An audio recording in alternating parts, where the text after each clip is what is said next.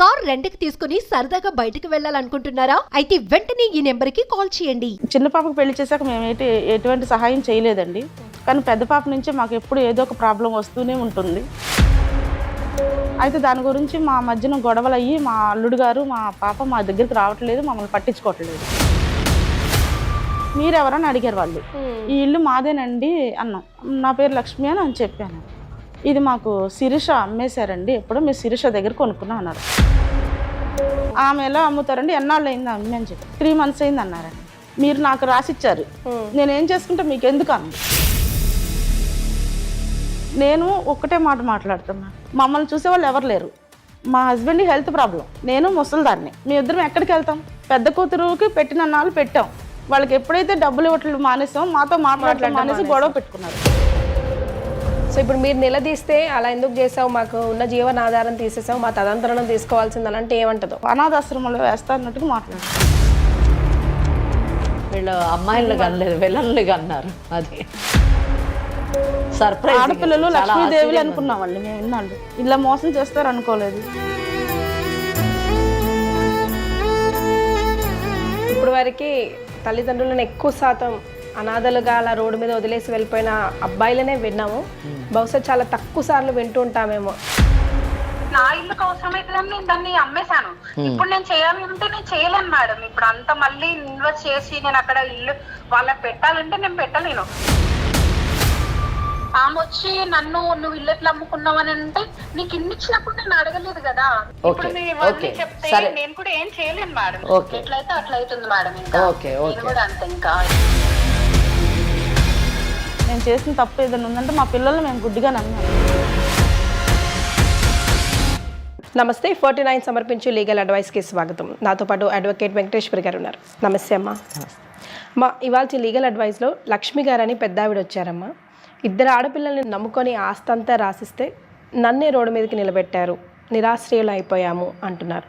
అసలు వాళ్ళ కథ ఏంటో, ఏం జరిగిందో తెలుసుకుందాం. తప్పకుండా. లక్ష్మి గారు నమస్తే అమ్మా. నమస్తే అమ్మా. అడ్వకేట్ గారితో వివరాలన్నీ చెప్పండి. నమస్తే అమ్మా.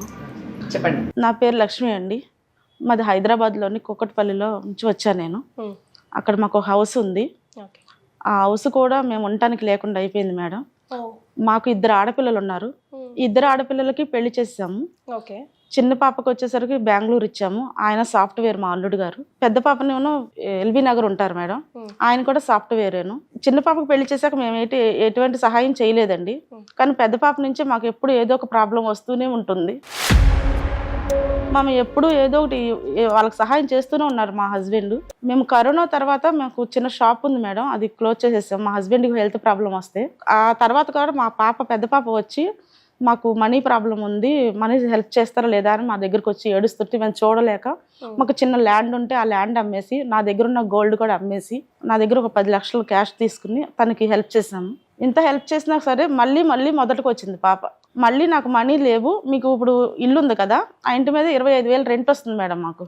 మీ జీవన ఆధారం అదే? మా జీవన ఆధారం అదే మేడం. మా హస్బెండ్ ఏం పని చేయలేరు, తనకి పెడల్స్ వచ్చింది. అందుకే మా చిన్న షాప్ కూడా క్లోజ్ చేసాం. మాకు ఎటువంటి జీవనాధారం లేదు, ఆ రెంట్ల మీద మేము బతకాలి. మా పెద్ద పాప ఇప్పుడు ఏమంటుందంటే, మీకు వచ్చే 25,000 ఏం చేసుకుంటారు మీరు, 5,000 చాలు మీకు, ఆ 20,000 మాకు ఇచ్చేయమని అంటుంది. మేమేమి ఇవ్వలేము కదండి, మా దగ్గర ఇంకా ప్రాపర్టీ లేదు, లేకపోతే ఇల్లు అమ్మేయాలి, మేము ఉండాలి కదా.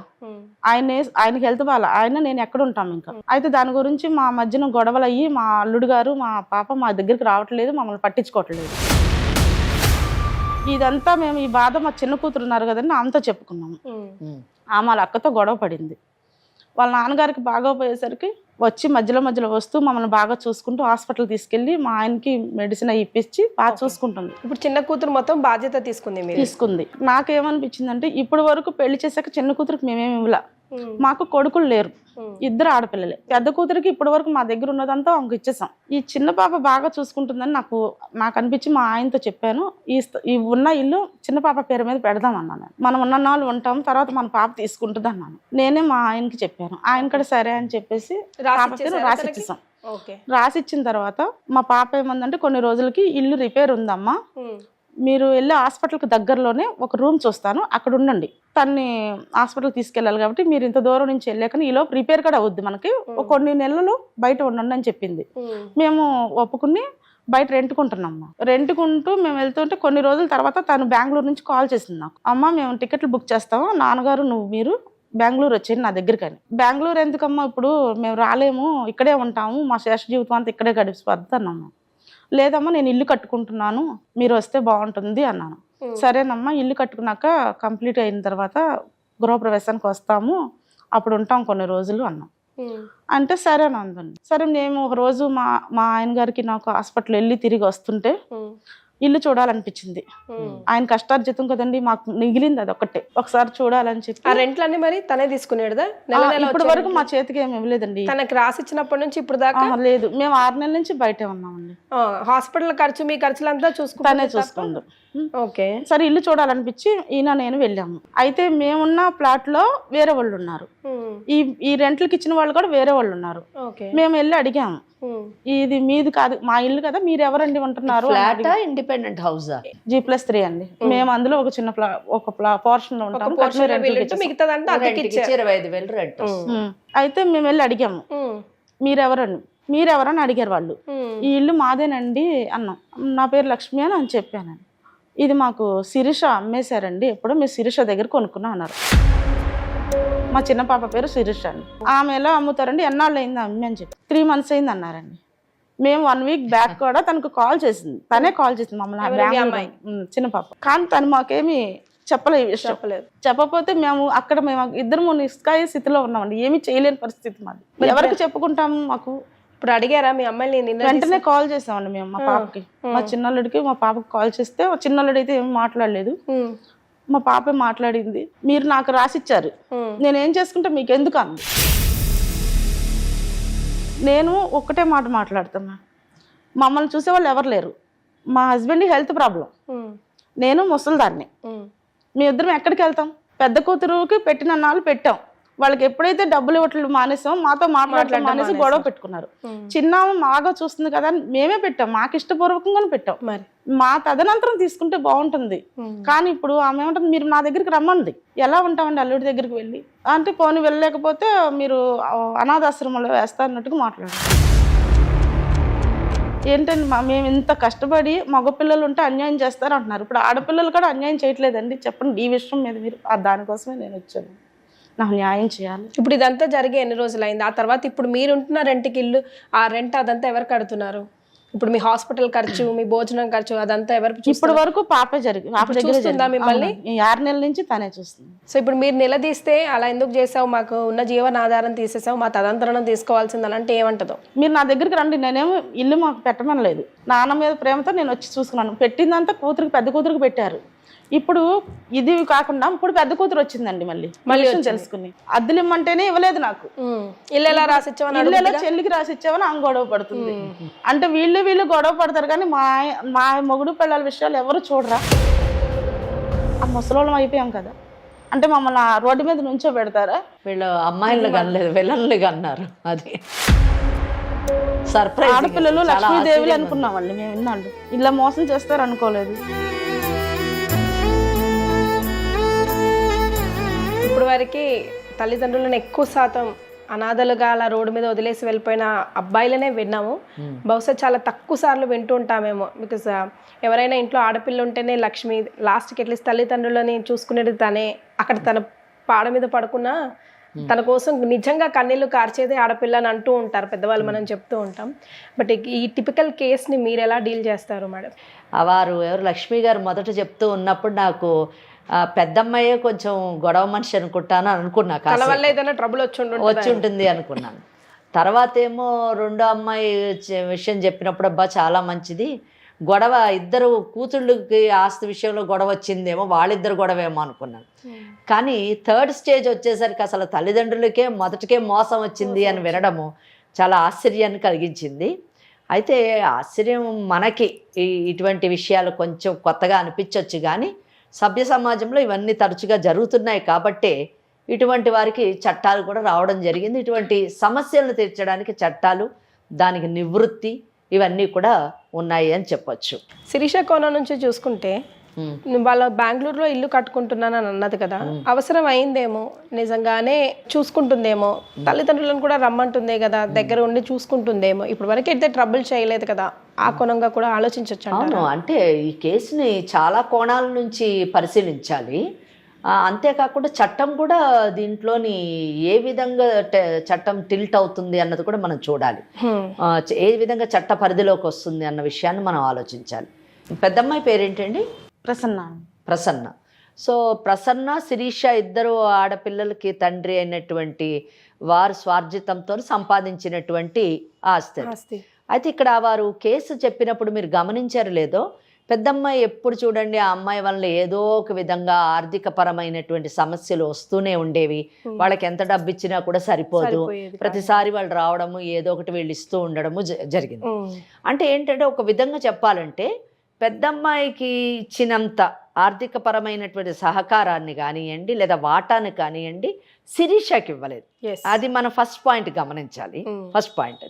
ఇంకా సెకండ్ ఇష్యూ ఏంటంటే వీళ్ళు చేసినటువంటి ఇంకొక తప్పు ఏంటంటే ఏదన్నా ఇవ్వాలి అని అనుకున్నప్పుడు ఇద్దరికి సరిసమానంగా ఇవ్వాల్సింది. అంటే పెద్దమ్మాయి వచ్చి చెప్పారు కదా, వాళ్ళు ఓ 10 లక్షల రూపాయలు డబ్బు ఇచ్చాము ఒకసారి, ఇలా ఇచ్చినప్పుడు ఆమెకి ఇచ్చినప్పుడల్లా ఈక్వల్ గా ఓ 10 లక్షలు 5 లక్షలు ఆమెకి, ఒక 5 లక్షలు ఈమెకి ఇచ్చి ఉంటే అప్పుడు ఏమైందంటే సమన్యాయం జరిగేది. అది రెండో విషయం. మరి ఆ రాసిచ్చినటువంటి డాక్యుమెంట్ ఏం డాక్యుమెంట్ అన్నది మనకు తెలియదు. అది వీలునామానా లేదా గిఫ్ట్ డీడా లేకపోతే సేల్ డీడా ఏంటి అన్నది మనకి ఏం రాశారమ్మా? రిజిస్ట్రేషన్ చేసిందమ్మా. సరే, ఆవిడ మేబీ పెద్ద ఆవిడ చెప్పలేకపోతున్నారు. రిజిస్టర్ ఏ డాక్యుమెంట్ అయినా చెయ్యాలి. ఇప్పుడు గిఫ్ట్ డీడ్ అయినా చేయాల్సిందే, వీలునామా అయినా చేయాల్సిందే, సేల్ డీడ్ అయినా చేయాల్సిందే, ఏదో ఒకటి మొత్తం మీద అయితే అమ్మాయికి ఇచ్చారు. సో ఇక్కడ అలా ఇవ్వడం వల్ల ఒక్కసారి మీరు ఆలోచించండి. అంటే స్ట్రిక్ట్గా మన ముందు ఒక పెద్ద ఆవిడ, వయసులో పెద్ద ఆవిడ, మాకు న్యాయం చేయండి, మేము చాలా దయనీయమైనటువంటి పరిస్థితుల్లో ఉన్నాము అని కూర్చున్నారు కాబట్టి, మన ఈ కార్యక్రమానికి వచ్చారు కాబట్టి ఏదో ఒకటి చెయ్యాలి అనేటటువంటి ఒక సదుద్దేశంతో మాట్లాడడమే కానీ స్ట్రిక్ట్గా చట్టపరంగా తీసుకుంటే మరి మీరు ఒక డాక్యుమెంట్ అయితే రాశారు, రిజిస్టర్ కూడా చేశామని చెప్తున్నారు. మరి రిజిస్టర్ చేసిన తర్వాత ఫస్ట్ ఆస్పెక్ట్ అది ఆ అమ్మాయికే చెందుతుంది ఒకటి.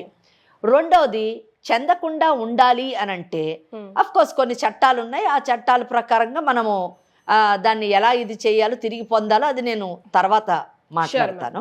కేవలం ఇప్పుడు వీళ్ళ గ్రీవియన్స్ ఏంటంటే మేము బ్రతికుండంగానే ఈ ఆస్తిని ఆమెకు రాసిచ్చాము, ఆమె అమ్మేసింది, మాకు ఇంకా ఆధారం లేకుండా ఆధారపడేలా అయ్యింది అన్నది వీళ్ళ కేసు.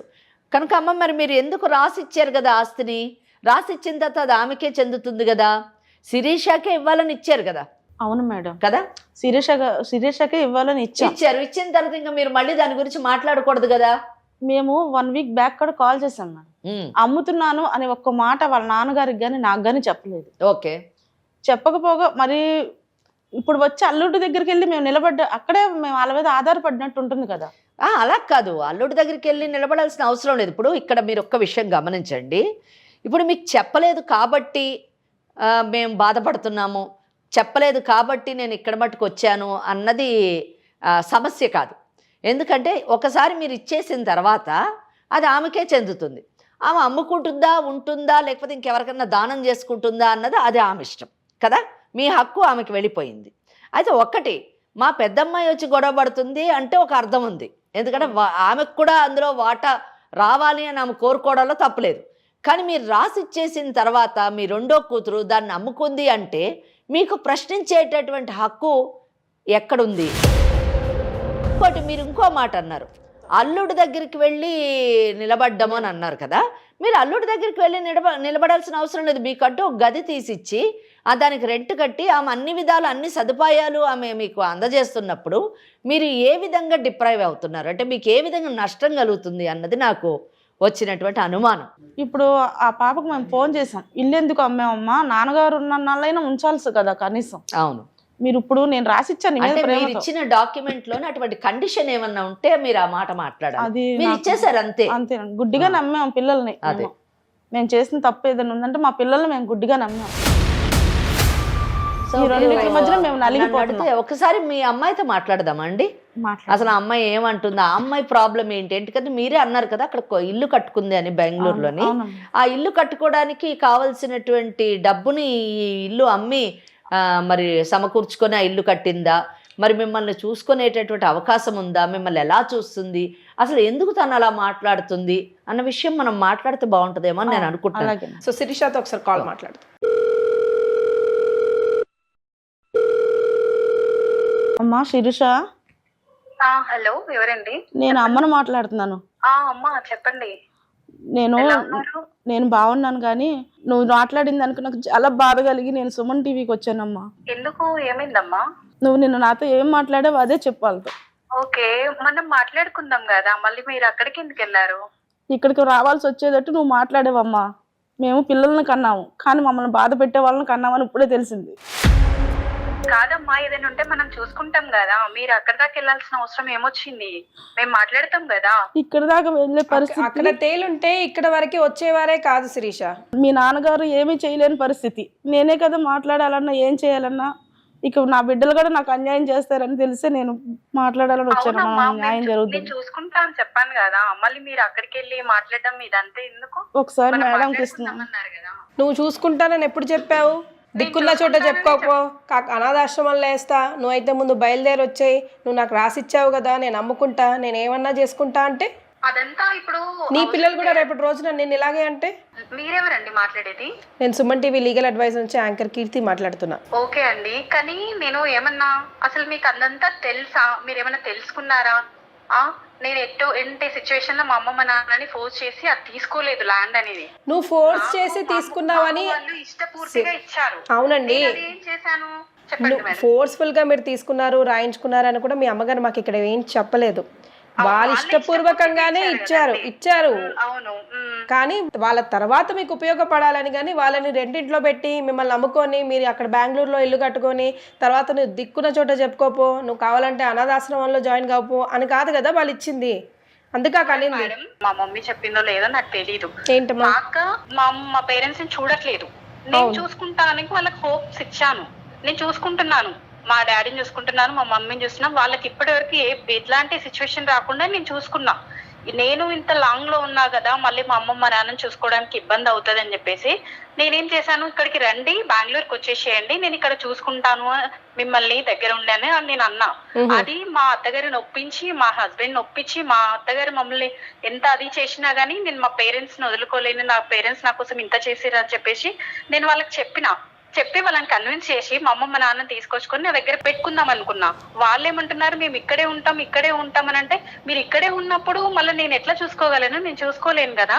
సరే మీరు అక్కడికి వెళ్ళండి, అనాథాశ్రమంలో ఉంటానంటే అక్కడే ఉండండి. మరి మీరు లేదు అంటారా, ఎక్కడైనా ఉంటానంటే చెప్పండి, అక్కడే ఉండండి, ఇంకా మీరు ఏమైనా చేసుకోండి అని అన్నా. నేను వాళ్ళని ఫోర్స్ చేసినట్టయితే నేను అనలే కదా. సో తన వర్షన్ కొంచెం డిఫరెంట్ గానే వినిపిస్తుంది. నెక్స్ట్ వాయిస్ మీరు అడ్వకేట్ వెంకటేశ్వరి గారితో వింటారు, తనతో మాట్లాడండి అమ్మా. శిరీష, చెప్పండి మేడం. నేను వెంకటేశ్వరి అడ్వకేట్ని మాట్లాడుతున్నాను. చెప్పండి మేడం. నమస్తే అమ్మా. మీ మదర్ వచ్చారు, వారు చెప్పడం ఏంటంటే తన భర్త అంటే మీ నాన్నగారు సంపాదించినటువంటి ఆస్తిని మీ అక్కకి ఇవ్వకుండా మీరు చాలా బాగా చూసుకున్నారు కాబట్టి మీకు ఇష్టంతోనే ఎటువంటి ఫోర్స్ లేకుండా మీకు రాసివ్వడం జరిగింది.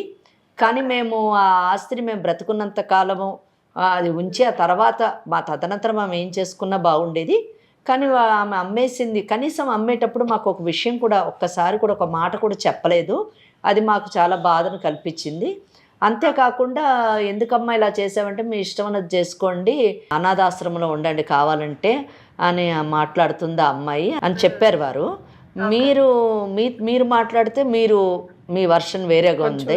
మీరేమంటున్నారంటే నేను చూసుకుంటాను అని అన్నాను, అయినా కూడా వాళ్ళు దానికి కదా మేడం. ఇప్పుడు నేను లాంగ్ డిస్టెన్స్ లో ఉన్నా మేడం, వాళ్ళ హెల్త్ బాగాలేని వాళ్ళు నా దగ్గరికి రమ్మని చెప్పిన, వాళ్ళు రాలేదు. నేను ఒక గది కూడా వాళ్ళకి సెపరేట్ గా పెడతానని చెప్పిన, అట్లా కూడా వాళ్ళు వినలేదు. వినలేనప్పుడు నేనేం చెప్తాను, ఇంత బాగా చూసుకున్నప్పుడు మీరు అక్కకి అన్ని ఇచ్చిరు, నేను అవిట్లో ఎప్పుడు నేను వాళ్ళని ఇబ్బంది పెట్టలేదు, మా అమ్మ వాళ్ళు బాగుండాలి అనే ఉద్దేశంతో చూసిన.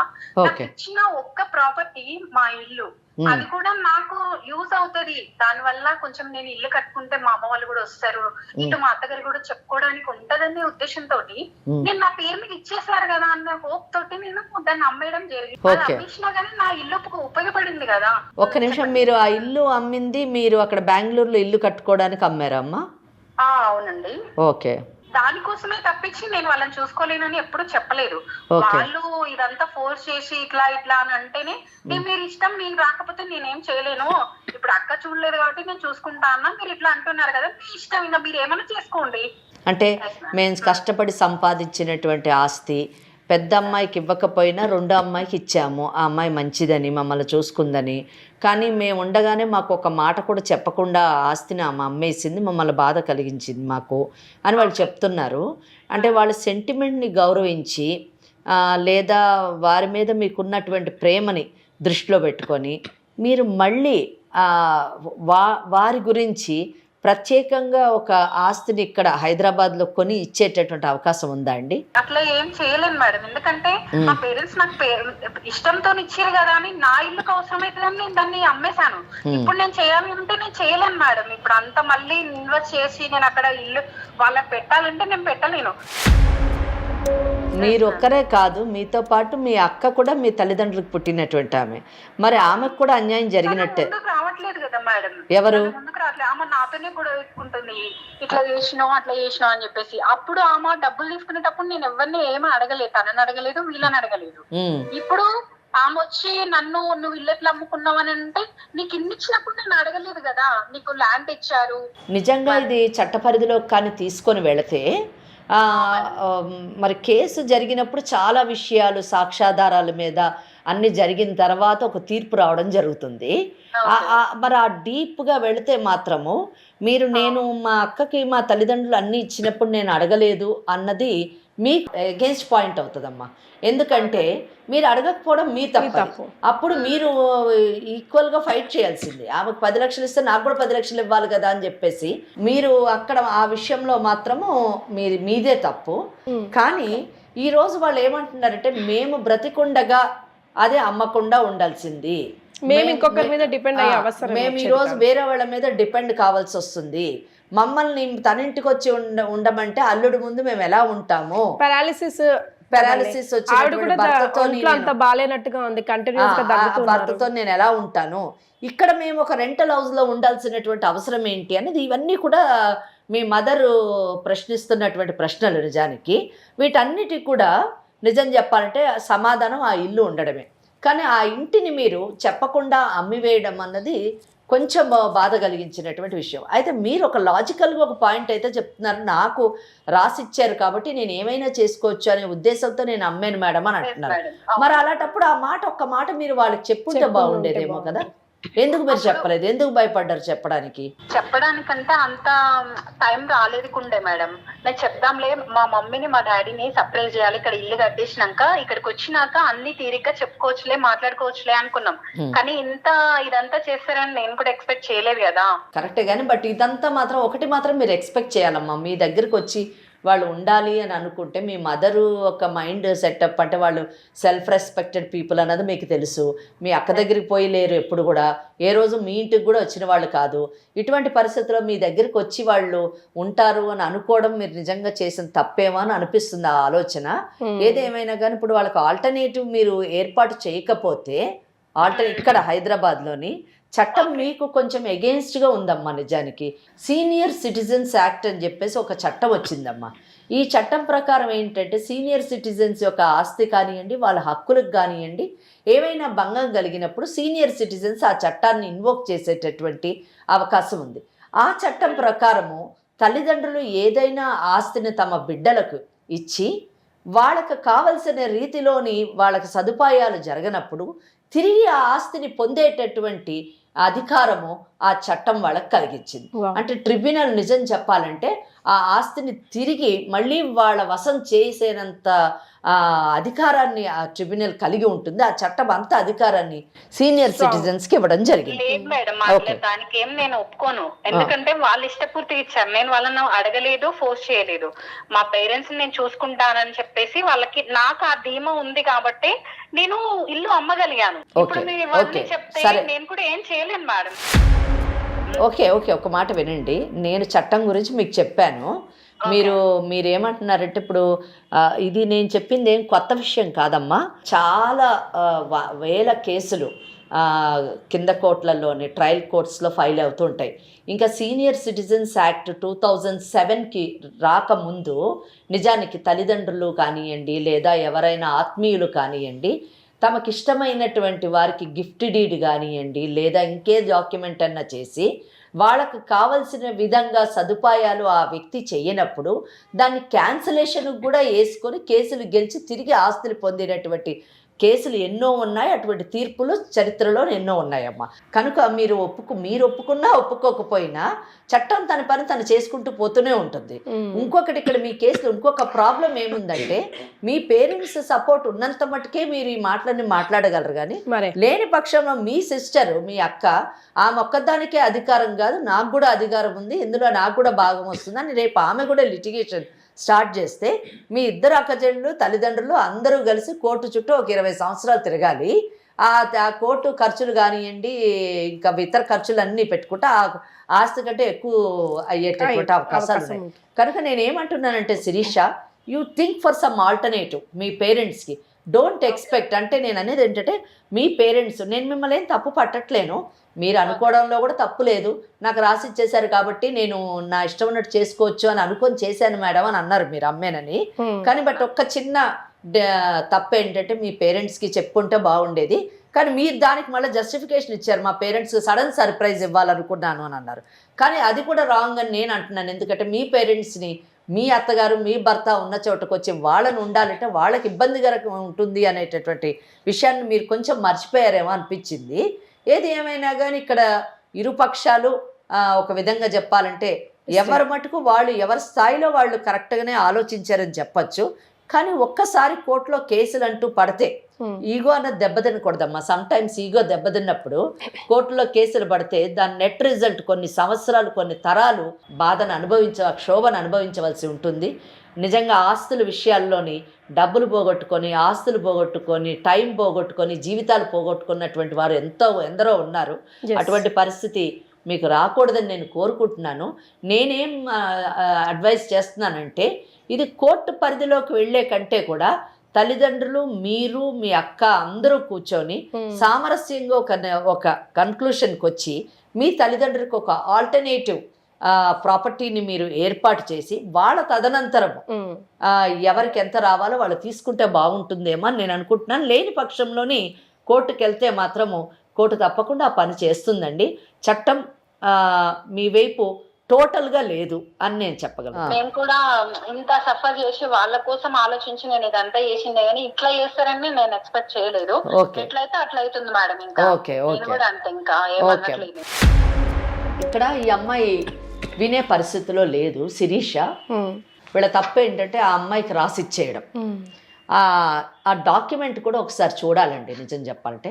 ఒకవేళ ఆ డాక్యుమెంట్లో ఏమైనా కండిషన్స్ ఉండి అంటే చాలా మటుకు ఏమని పెడతారంటే తల్లిదండ్రులు మమ్మల్ని చూసుకున్నంత కాలము మమ్మల్ని సేఫ్గా చూసుకుంటారని ఆశిస్తూ ఈ ఆస్తిని ఇవ్వడం జరిగింది అని రాస్తూ ఉంటారు. పేపర్లు ఉన్నాయమ్మా మీ దగ్గర? ఉన్నాయమ్మా. సరే, ఆ పేపర్లు చూపిస్తారా? తీసుకొచ్చి మీకు చూపించండి. చూపిస్తే దాంట్లో ఉన్నటువంటి కండిషన్స్కి అంటే కొంతమంది ఇప్పుడు ఈ కేసులో మేము బ్రతుకున్నంత కాలము ఈ ఆస్తి మా చిన్న కూతురు ఆధ్వర్యంలోనే ఉండాలి, మా తదనంతరం మేము ఏమైనా చేసుకోవచ్చు అనేటువంటి కండిషన్ ఉందనుకోండి. ఆ కండిషన్కి వ్యతిరేకంగా ఈ అమ్మాయి కానీ చేస్తే తప్పకుండా వీళ్ళు అది క్యాన్సిలేషన్ అంటే క్యాన్సిల్ చేయండి అని వెళ్ళొచ్చు. లేదా సీనియర్ సిటిజన్స్గా మా హక్కుకి భంగం కలిగింది, మేము ఈరోజు నిరాశ్రయులుగా రోడ్డు మీద ఉన్నాము, ఆమె దయా దాక్షిణ్యాల మీద బ్రతకవలసినటువంటి అవసరం మాకు లేదు కనుక మా ఆస్తిని మాకు రెస్టోర్ చేయండి అనేటటువంటి కేసును కూడా వీళ్ళు సీనియర్ సిటిజన్స్ యాక్ట్ని ఇన్వోక్ చేయొచ్చు. అది థర్డ్ పర్సన్స్కి అమ్మారు కాబట్టి ఆల్టర్నేటివ్ అరేంజ్ చేయండి అని చెప్పేసి దానికి తగ్గ రేటుకు తగ్గట్టుగా ఆర్డర్ ఇచ్చేటటువంటి అవకాశం కూడా ఈ కేసులో ఉంది. అమ్మ మీరు ఒకటే చెయ్యాలి, మీ అమ్మాయి ఇప్పుడు దురదృష్టం ఏంటంటే మీరు మంచి ఉద్దేశంతోని ప్రేమతోని బిడ్డలపైన అనురాగంతో మీరు తీసుకున్నటువంటి నిర్ణయము ఒక తప్పుడు నిర్ణయంగా మారింది. దాని నెట్ రిజల్ట్ ఏంటంటే మీరు నిరాశ్రయులయ్యారు, మీరు ఈ రోజున మానసిక క్షోభకు లోనవుతున్నారు. పెద్దమ్మాయి ఏమో మా తల్లిదండ్రులు నాకు అన్యాయం చేశారు, నా హక్కుకి భంగం కలిగించారు అని ఆ అమ్మాయి బాధపడుతుంది. రెండో అమ్మాయి ఏమో మాకు ఇచ్చినట్టే ఇచ్చి ఈరోజు నన్ను ఇటువంటి సమస్యలోని పెట్టారు అని ఆ అమ్మాయి బాధపడుతుంది. ఇట్లా ఇంతమంది బాధపడుతున్నారు కాబట్టి మీరందరూ కూర్చొని వీలైనంత మటుకు సెటిల్మెంట్ చేసుకోవడానికి ట్రై చేయండి. కానీ బట్ శిరీష ఏమాత్రం కూడా అంగీకరించే పరిస్థితిలో లేదు. ఎందుకంటే ఆమె అమ్మేసి వేరే ఇల్లు కట్టుకుంది కాబట్టి మళ్ళీ ఆమె రెస్టోర్ చేసేటటువంటి ఆర్థిక పరిస్థితి ఆమెకు లేకపోయి ఉండొచ్చు. ఏది ఏమైనా కానీ మీరు ఒకవేళ లేదు మాకు ఆ ఇల్లు కావాలి, మేము అది లేనిదే మేము బ్రతికేటటువంటి అవకాశం కష్టము, ఈ అమ్మాయి మాకు అన్యాయం చేసింది, మేము చెప్పింది ఒకటి ఈ అమ్మాయి చేసింది ఒకటి అనేటటువంటిది ఉంటే మీరు తప్పకుండా సీనియర్ సిటిజన్స్ యాక్ట్ని మీరు ఇన్వోక్ చేయొచ్చండి. మీరు దాన్ని ఆశ్రయించి తప్పకుండా మీకు మా ఇల్లు మాకు కావాలి, మా ఆస్తి మాకు కావాలి, మేము నిరాశ్రయులుగా ఉండడానికి వీలు లేదు, మాకు న్యాయం చేయండి అని చెప్పేసి మీరు ట్రిబ్యునల్ని ఆశ్రయిస్తే మీకు న్యాయం జరిగేటటువంటి అవకాశం ఉంది. అయితే కేసు వేసే ముందు అంటే మీకు ఈ లీగల్ అడ్వైస్ కార్యక్రమం మీకు అండగా ఉంటుంది. ఈ కేసు కూడా లీగల్ అడ్వైస్ ఈ కార్యక్రమం ద్వారానే టేకప్ చేద్దాము. కానీ టేకప్ చేసే ముందు ఒక్కసారి మాకు ఆ డాక్యుమెంట్ చూపించండి. ఆ డాక్యుమెంట్లో వలన మీకు ఎంత బలం చేకూరుతుందో చూసి దాన్ని బట్టి మనం నిర్ణయం తీసుకొని మీకు వీలైనంత న్యాయం చేయడానికి ప్రయత్నిస్తాము. ఇంకొకటండి, ఇక్కడ ఆస్తే కాదు వాళ్ళకి ఆధారము ఆదాయము లేనప్పుడు మెయింటెనెన్స్ కూడా అడిగేటటువంటి అవకాశం ఉంది. ఆడపిల్లలైనా ఎవరైనా ఈరోజు ఆడపిల్లలు ఆస్తులు తీసుకున్నప్పుడు బాధ్యతలు కూడా పంచుకోవాలి. దట్ ఈస్ వాట్ చట్టం చెప్తుంది. కనుక వీళ్ళు ఇప్పుడు రెండో అమ్మాయి మీద పెద్ద అమ్మాయి మీద కూడా మేమిద్దరం ఇప్పుడు నిరాశ్రయులు, మాకు వేరే ఆధారం లేదు, అప్పుడు ఆ ఇల్లు ఉన్నప్పుడు 25,000 రెంట్ వచ్చేది, ఆ రెంట్ ద్వారా బ్రతికేవాళ్ళం, ఈ రోజు అది కూడా లేదు, మేము ఎలా బ్రతకాలి, ఇద్దరు మెయింటెనెన్స్ ఇవ్వండి అని అడగాలి. అవకాశం ఉంది. కనుక మెయింటెనెన్స్ కూడా మీరు అడిగేటటువంటి అవకాశం ఉంది. మనము ఇదంతా కూడా చూద్దాము, డాక్యుమెంట్స్ అన్ని చూసి పరిశీలించి తప్పకుండా ఈ కేసు టేకప్ చేసి వీలైనంత మటుకు చట్ట పరిధిలోని మీకు ఎంతవరకు న్యాయం జరుగుతుందో మనం పరిశీలిద్దామండి. అవకాశం ఉంటే తప్పకుండా ఈ కేసు టేకప్ చేద్దాం. లక్ష్మి గారు విన్నారు కదా, కంగారు పడకండి, కొంచెం ముందు సామరస్యంగా మాట్లాడుకునే ప్రయత్నం చేయండి. మేడం గారు చెప్పినట్టుగా లేని పక్షాన డాక్యుమెంట్స్ అన్ని ఒకసారి మేడం గారికి చూపిస్తే నెక్స్ట్ ఏం చేయొచ్చో మీకు మంచి గైడ్ చేస్తారు. అలాగే thank you so much ma'am. ఇది ఇవాళ 49 సమర్పించు లీగల్ అడ్వైస్. మరో ఎపిసోడ్తో మళ్ళీ కలుసుకుందాం.